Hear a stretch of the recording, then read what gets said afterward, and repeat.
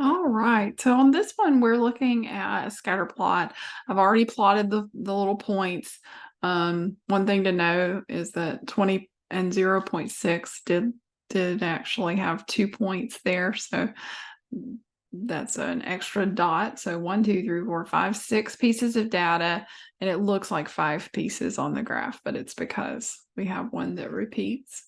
All right. So we constructed the scatter plot. We don't connect the dots on this. It's just a scatter plot of information. State if there appears to be positive, negative, or no correlation. Well, positive correlation is going to be rising to the right as you go.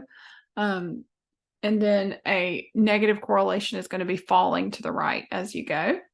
And then no correlation is just random points that have seemingly no pattern and no connection.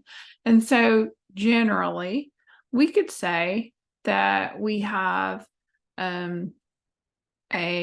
what? What do you think when you look at this?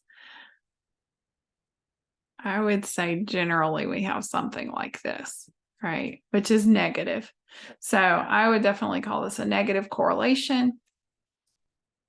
And then it says when there is a correlation, identify the relationship as linear, quadratic, or exponential. Okay, so linear is going to be a straight line, just kind of like what you would expect, right? Linear. And then quadratic is going to be a U shape, either up or down.